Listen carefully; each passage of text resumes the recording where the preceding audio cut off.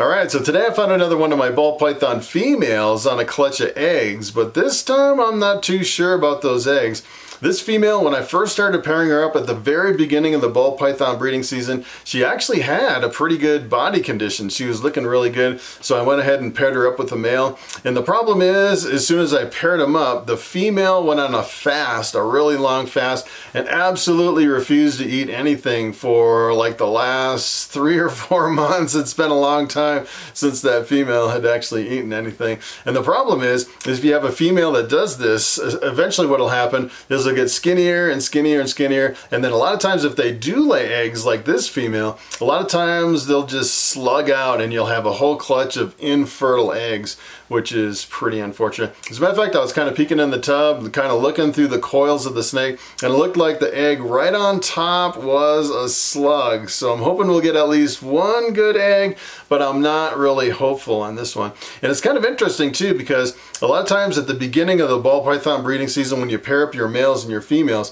I'd say probably 90% of the time it'll actually stimulate the female to increase her appetite, and you can get more rodents into that female. A lot of times you can increase the frequency or the size of the rodents at the beginning of the season, and then usually you get about halfway through the season when almost, well, pretty much all your females will go completely off of food as they're building eggs. And every now and then you'll get one like this that gets thinner and thinner, and usually they don't lay eggs, but every now and then you'll get one that completely slugs out. Hopefully we'll actually have at least one good egg under that snake. And the pairing on this one was pretty cool too. This was a clown female that I bred to a banana inchy clown male. So we'll get clowns, we'll get banana clowns, we'll get inchy clowns, and we'll get banana inchy clowns.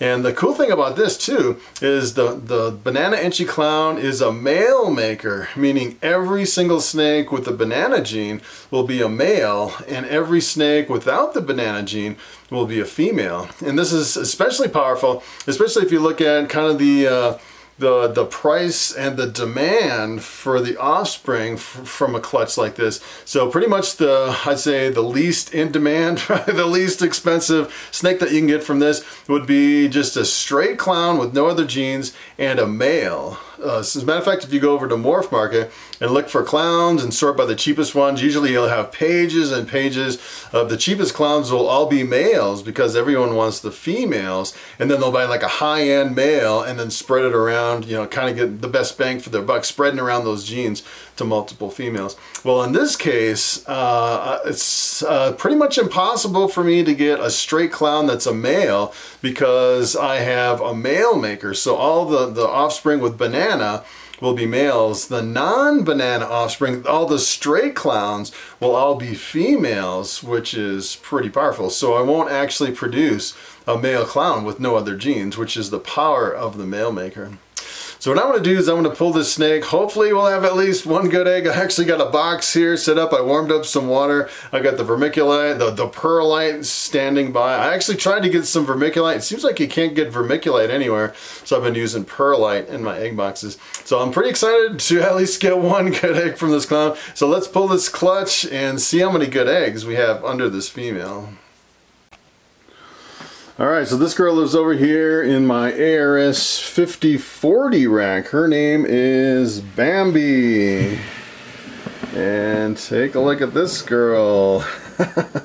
She's got a death grip on those eggs. Take a look at that. That's pretty awesome. Hopefully we'll have some good eggs under there. Boy, I still can't believe she laid eggs. Absolutely unbelievable. I was actually just looking at her last week and thinking, there's no way this girl's gonna lay any eggs. No way. And then she laid some eggs. You can't even see the eggs there. So what I'm gonna do is I'm gonna pull this tub out and we'll take her off of those eggs. Hopefully we'll get at least one good egg. Alright, so I'm pretty excited about this. Hopefully we'll actually have some good eggs under here. Let's see, let's see. She's a pretty big female. Oh, I see a lot of slugs. Lot of slugs. Oh, look at that. One. Looks like we got one good egg. Oh my goodness. And 5 slugs. Wow, how crazy is that? Let's see if we got all the eggs out of this female. Looks like it. She's pretty thick actually. She just did not eat at the beginning of the season. So I think she laid all the eggs, looks like. Well, I got my wish. One good egg. One good egg. Oh my goodness. Look at how long and skinny that egg is. That's pretty wild. That's like the craziest egg I've ever seen. Alright, so I'm going to candle that egg just to see if it's good. Got my little flashlight here. Hopefully we got some veins in this one egg. I can't believe we just got one. Yes, looks like a good egg with some good veins. The embryo is right on top there. Awesome. Alright, so I'm going to set up one box for one egg. I'm pretty excited about the one egg, even though it's just one, which is pretty awesome. At least we got one. I'm using perlite for the medium in my egg box. You can use pretty much whatever you want to use. I usually use vermiculite, but you just can't find vermiculite anywhere. And I'm using distilled water. It's actually reverse osmosis water that I got from the grocery store, and I usually just use half of a quart is what I've been using lately. Haven't even been measuring anything out. And this is really super messy. Looks like it got some dry spots over here. I usually try to mix it all, you know, get it kind of consistent throughout the whole thing. And I used to use 50-50 vermiculite water for the longest time, and it seems like you definitely need an excess of water when you're using this perlite. It just really evaporates really quick onto this perlite, and the 50-50 is not enough. So I've been using about half a quart to those little deli cups. I think they're like 16 ounce, I want to say, something like that. So 2 of those. This is really messy. Alright, and then I just use a little egg grate. Put it right on the top to keep the egg off of the... Really, this keeps the hatchling, when the hatchling comes out of the egg, from going through all the substrate and getting all dirty with all the substrates.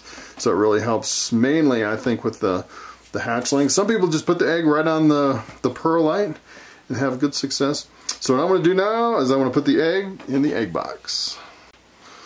Alright, so in this one I actually candled it and then put a little X right on the embryo. Normally I have multiple eggs in there to kind of keep it from rolling around. I never just had one egg in an egg box before. A lot of people do like popsicle sticks or something.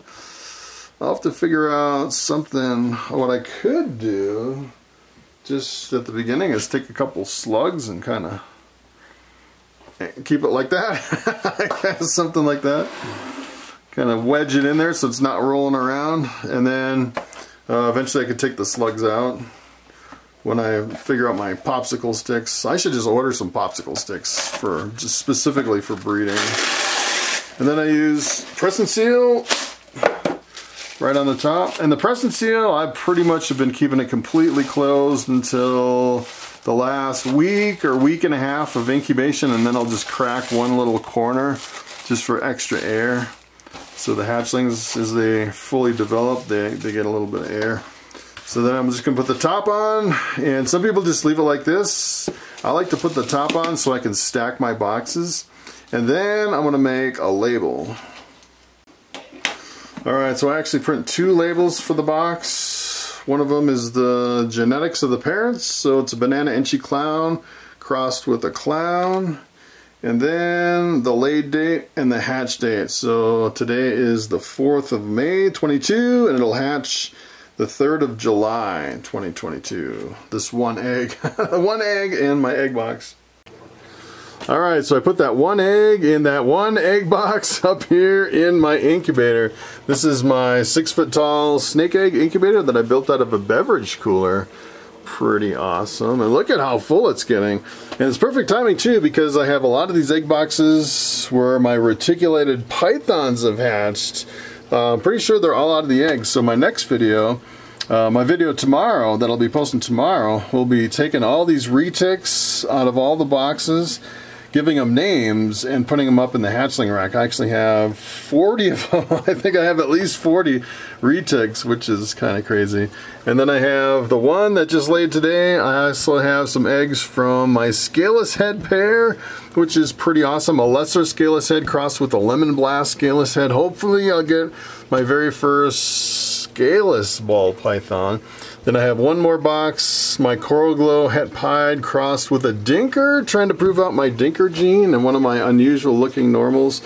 And then I had another box of albino Het Pieds that I've hatched already, and they're in my rack, and they're actually, some of them have eaten 2 meals already, which is pretty awesome. I think a couple might have eaten 3 meals, which is pretty cool. There's a couple of those albinos that still haven't eaten a single meal. I might have to assist feed on some of those, that's the one where the clutch where I had the eyeless albino, the albino with no eyes. But yeah, having a really good year so far. A lot of snakes. My racks are filling up and my incubator's filling up. So that's pretty much it. Thanks for watching, and I will see you next time.